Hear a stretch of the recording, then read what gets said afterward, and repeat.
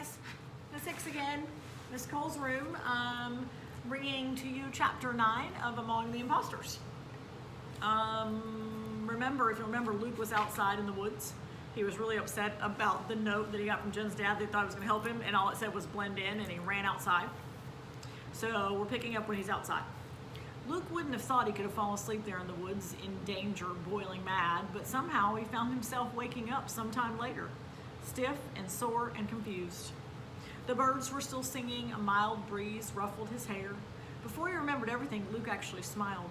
What a pleasant dream. But why did he feel so unhappy? Oh, hang on, sorry. My phone is telling me it's almost dead. There we go. Then he sat up and opened his eyes, and everything came back to him. The note he believed in so fervently was worthless dust now. No matter how hard he peered off into the underbrush, he couldn't see a single sign of it. He was out in the woods, violating who knew how many rules of the Hendricks schools for boys, and he had no idea how long he'd been gone, squinting at the sun. Luke guessed that it was at least mid-afternoon. They must have noticed him missing by now. He should be thinking up his excuse now. He should sneak back in so at least they wouldn't find him out there. It wouldn't look so bad.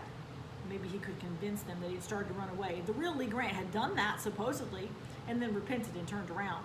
But that story depended on him going back now. Luke didn't move. He didn't want to go back to school. Not now, not ever. There wasn't anything there for him. He knew that now. No friends, no helpful teachers, no good choices. He was just like some wind-up toy there, marching mindlessly from class to class, meal to meal, trying not to be watched. Just the thought of school made his stomach churn. You can't make me go back, Luke muttered, though he wasn't sure who he thought he was defying. That was settled, so where else could he go? Home. Luke was overcome with a stronger longing than he'd ever felt before. To see Mother again, to see Dad, this was how miserable Luke felt. He even missed his brothers. He watched a chipmunk race across the ground. The chipmunk's feet barely seemed to touch. It could be just that easy for Luke going home. All he had to do was start walking. But he didn't know how to get there. Even if he had a map, he wouldn't be able to find his parents' farm on it. He didn't have his fake ID card with him. He didn't carry it at school. He could picture it clearly tucked into the pocket at the back of his suitcase. He couldn't go back in. And getting caught without an ID card was as good as admitting, I'm a third child, kill me. Luke tried to pretend those weren't obstacles. He still couldn't picture a perfect homecoming. Even if he managed to find his family's farm without running into the population police first, he'd just be bringing danger with him. The penalties for harboring an illegal child were almost as harsh as the penalty for being an illegal child. Every second he'd lived with his parents, he'd put their lives in jeopardy. And now there was a record of his existence. If he disappeared now, someone would have to look for him. And when they found him, cowering in his family's attic, they'd be sure to find out the truth as well. Luke picked up a pebble and threw it far into the woods. It wasn't fair. His only choices would be miserable at school or a virtual murderer at home. He threw another pebble and another. Not fair, not fair, not fair.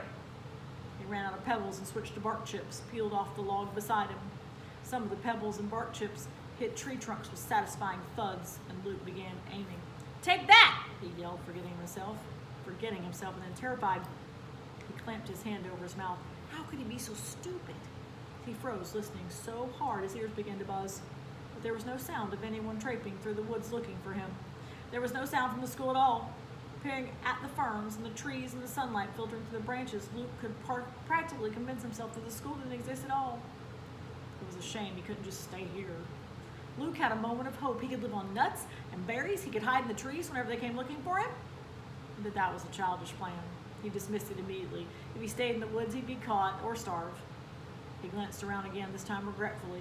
The trees looked friendlier than any of the boys or teachers at school. He was a farm boy who'd spent most of his life outdoors until the woods were cut down behind his house. Just being outside was a joy, and no matter how much he'd risked running out here, it was wonderful to be alone, not packed in and watched at every turn. Luke dug the toe of his fancy Baron shoe into the dirt and stood up. He'd come to a decision without realizing it. He had to go back to school. He owed it to his family and to Jen's dad and maybe even Jen herself. But nothing could stop him from visiting the woods again. And that was chapter 9.